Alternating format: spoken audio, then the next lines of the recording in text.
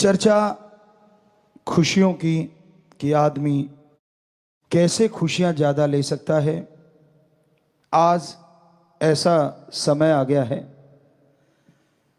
कि परिवार टूट रहे हैं, बच्चे बड़ों की नहीं सुनते, बड़े इसलिए टेंशन में हैं कि उनकी कोई सुनता नहीं, और बच्चे इसलिए टेंशन में हैं कि उनके ऊपर उनकी राय थोपी जाती है, उनके ऊपर जबरदस्ती की जाती है, जैसा वो चाहते हैं उसको जीने नहीं दिया जाता। इस वजह से परिवार बिखर रहे हैं। हमारी संस्कृति जो अपने आप में नंबर 1 थी, वो आज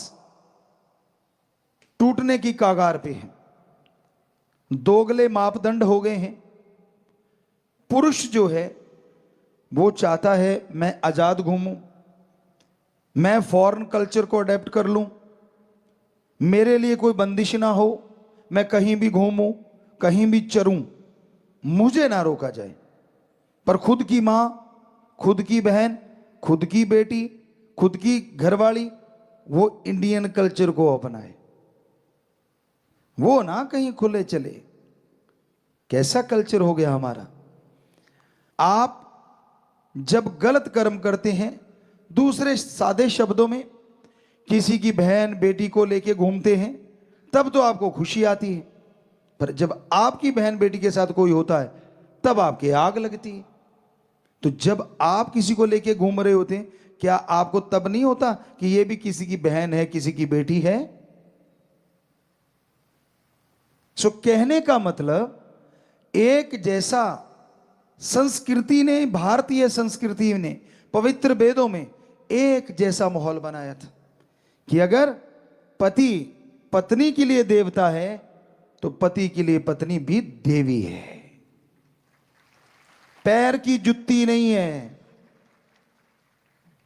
जो लोग ऐसा समझते हैं, चाहे वो पति हो या पत्नी, क्योंकि आज ऐसा दौर चल रहा है, कमाने वाला, या यूं कह लीजिए विचारों की वजह से कई बार पति हावी रहता है कहीं पे तो कहीं पत्नी।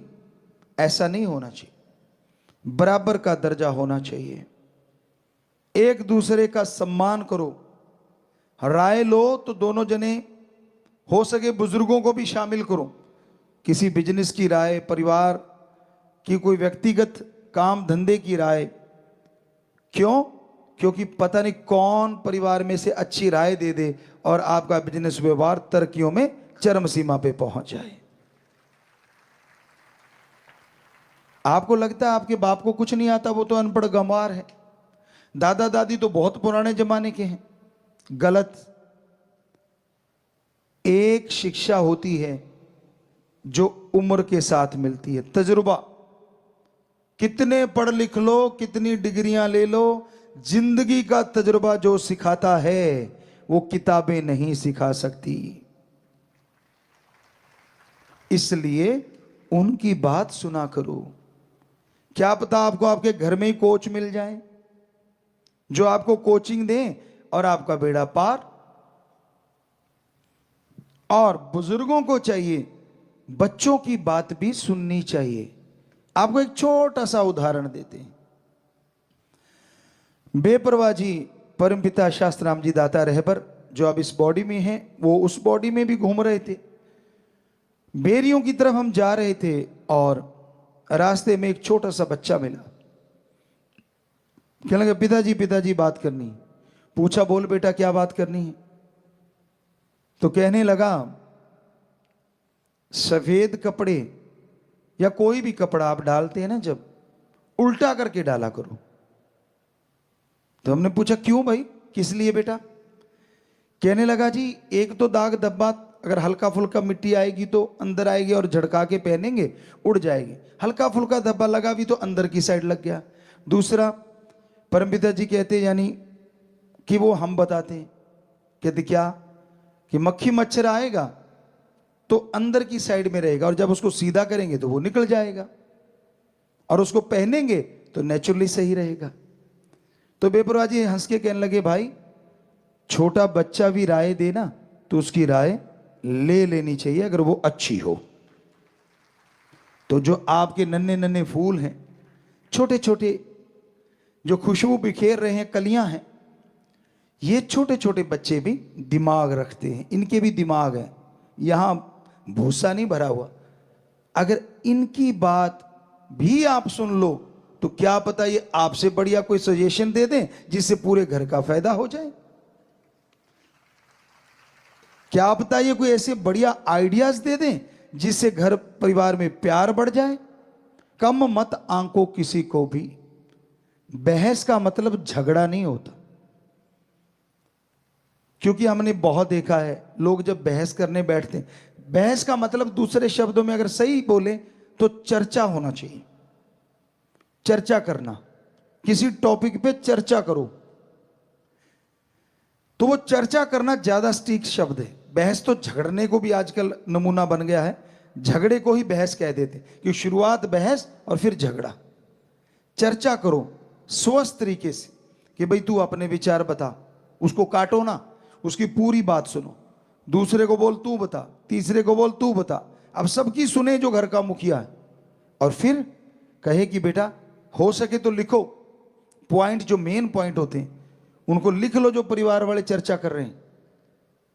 तो जिसका सबसे बेस्ट है उसका क्यों बेस्ट है और दूसरों का क्यों कम है ये बताओ, और फिर कहो कि मुझे ये लगा कि ये सबसे बेस्ट तरीका है। फिर चर्चा करो क्या बेस्ट है, इसमें क्या माइनस है, क्या प्लस है।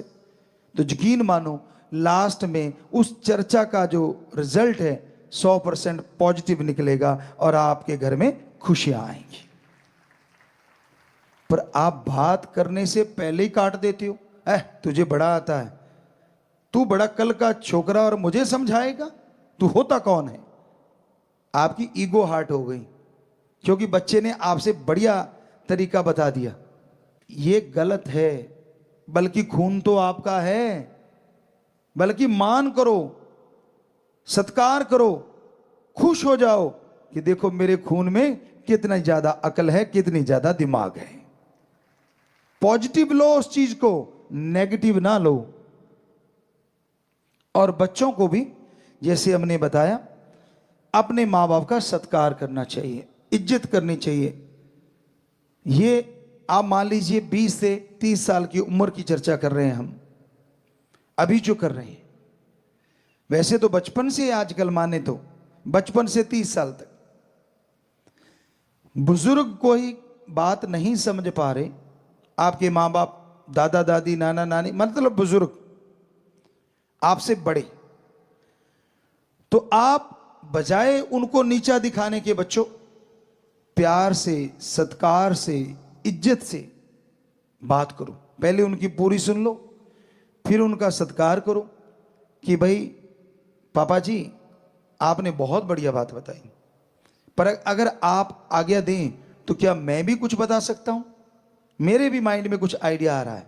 तो हमें लगता है उनकी ईगो हार्ट नहीं होगी, अहंकार को ठेस पहुंचती है ना, तब गड़बड़ होती कि मैं बड़ा तू छोटा, तू है क्या।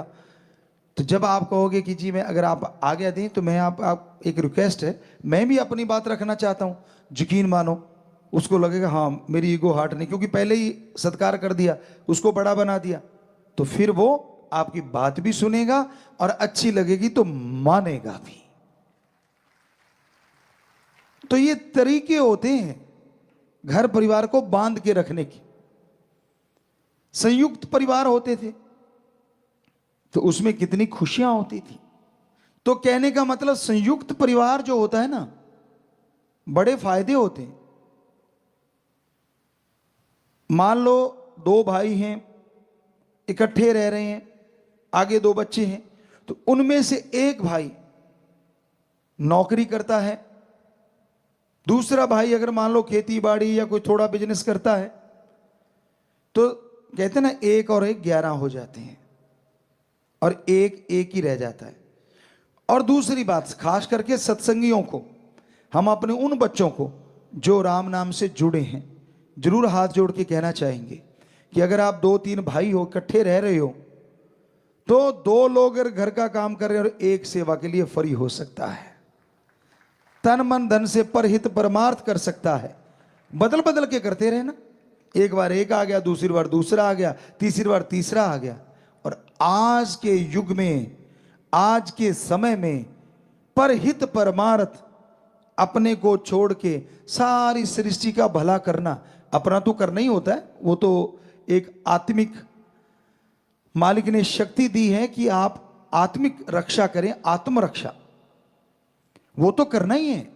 लेकिन फिर अपने को छोड़ के परहित परमार्थ करने वाला कोई कोई है। अगर सारी जनसंख्या देखें तो वीडियो बनाने वाले मिल जाएंगे, एक्सीडेंट हुआ पड़ा है, खून निकल रहा है, कोई किसी को मार रहा। अभी पीछे एक हमने देखा, शरेआम दिल्ली में एक राक्षस प्रवृत्ति का बच्चा एक बिटिया पे चाकू बरसा रहा था। वो बड़ा हाईलाइट हुआ था, हमने टीवी पे देखा। तो वहां लोग आ रहे हैं, जा रहे हैं, किसी ने कोई वीडियो बना रहा है। अरे लानत ऐसे लोगों पे और लानत उनके शिक्षा पे। क्यों नहीं दो चार ने मिलकर उसको पकड़ लिया, उसके पीछे से जाते और बाजू काबू कर लेते, बात खत्म। लेकिन नहीं, मरने दिया। यहां तक नहीं, उसने पत्थर उठा के वो जो किया, ये रोंगटे खड़े करने वाली घटना थी। लेकिन वहां लोग ऐसे जा रहे थे जैसे कोई बात ही ना हुई हो। कहां गई हमारी संस्कृति, कहां गई हमारी इंसानियत, जिसके बल पे हमारी संस्कृति पूरे वर्ल्ड में नंबर 1 है। हमें खुशी हमारे 6.5 करोड़ बच्चों पे, खास करके उन बच्चों पे जो ऐसे समय में इंसानियत को नहीं भूलते और लोगों की मदद करते हैं। चाहे बाढ़ का पानी हो, चाहे भूकंप आया हो, प्राकृतिक आपदा या ऐसी कोई चीज दिख जाए, वो नहीं पीछे हटते। एक्सीडेंट हुआ पड़ा है, उसको उठा के हॉस्पिटल पहुंचाएंगे। जब हमने शुरू किया था, शुरू में कुछ बच्चों को परेशानी भी आई, क्यों वो लेके जाते थे, लोग उन्हीं को बिठा लेते थे कि तू, तेरी गाड़ी से तो नहीं हुआ एक्सीडेंट, औरों की छोड़ो, हम अपनी बात सुनाते हैं आपको। राजस्थान में श्री गंगानगर साइड से हम होते हुए गुरुसर मोड़िया जा रहे थे। तो जैसे ही सुखाड़िया सर्कल है, वहां से निकले, बुद्रवाली से आए थे, गंगानगर में किसी घर गए थे, तो वहां से निकले, हमारे आंखों से थोड़ा सा दूर बस ने बैक मारा और एक बाइक पे बच्चे थे, तो वो तड़ाक से नीचे गिरे।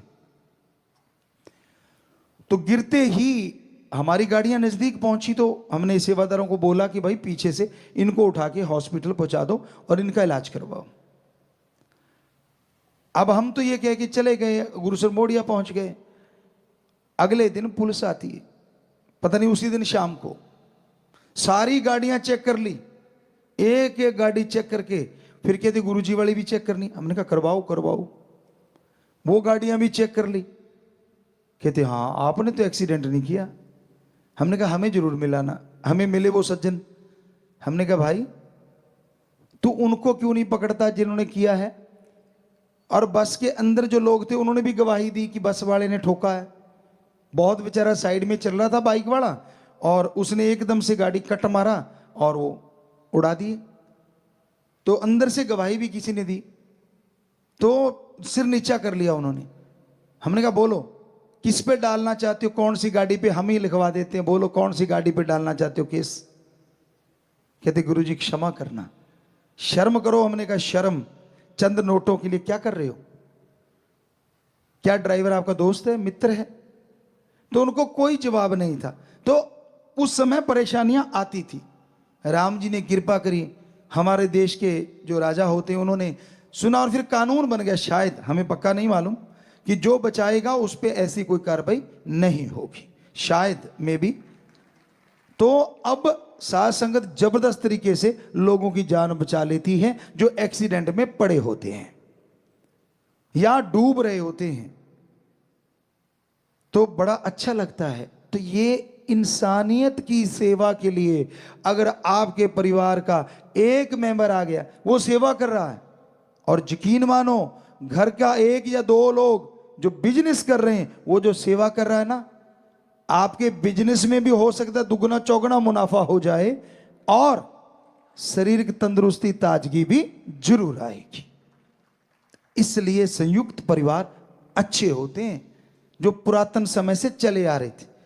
तो कहने का मतलब कितना अंतर आ गया। क्या थी हमारी संस्कृति। हमारे गांव में हमने देखा, हमें बचपन से लेके आज तक राजनीति में ना कोई इंटरेस्ट था ना है, तो पर फिर भी आपको एक बात बताना चाहते हैं। छोटा सा गांव, 774 या 80 90 ऐसे कुछ वोट थे। गांव के 2 लोग जाते थे, चुने हुए थे, वो जाते और किसी को कह के आते कि वोट आपको डालेंगे। पूरा गांव, हमारे जी स्कूल बना देना। स्कूल वहां से 5-6 किलोमीटर दूर था, छोटा सा गांव था। तो वो आके गांव वालों को इकट्ठा करते, कोई बच्चे नहीं जाते थे, सिर्फ घर का मुखिया, सारे इकट्ठे हो जाते। वो कहते थे भाई अब फलां बंदे ने वायदा किया है, अपने स्कूल बन जाएगा तो वोट उधर डालनी। कहते जी ठीक है, ये नहीं पूछते क्या क्यों किंतु परंतु, सारे घरों में आते और अपने परिवार को आके कहते भाई वोट फलां जगह लगाना है। और ऐसा ही हुआ, स्कूल बन गया, क्योंकि वही जीता जिसको वोट डाली। अगली बार फिर वायदा कराए कि भाई हमारे स्कूल को अपग्रेड कर देना और हो सके तो बिजली और रोड नहीं है हमारे। फिर वही जीता, क्योंकि तब वो पेटियां पुटियां खुला करती थी। हमें मालूम नहीं तब क्या चक्कर था, कोई इंटरेस्ट नहीं था हमारा, सच कह रहे हैं आपको, झूठ नहीं बोल रहे। तो कहते थे तब कोई पेटियां पुटियां खुलती थी वोट गिनते टाइम, तो वोट गिनते रहे गिनते रहे गिनते रहे। और जब पेटी खुली, वो हार रहा था जो एमएलए था, वो जब गुरुसर मोडिया की पेटी थी वो खुली, पेटी खुलते ही वो जो बंदा 400 से हार रहा था वो 300 कुछ वोटों से जीत गया।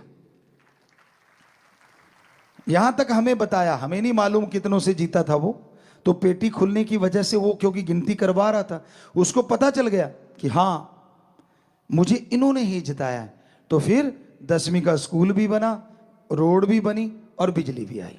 तो हमारा यहां ये नहीं कि क्या हुआ, कहने का मतलब इतनी एकता होती थी, पूरे गांव की परिवार संयुक्त रहते थे, अलग हो जाते थे लेकिन फिर भी भाईचारा यूं रहता था।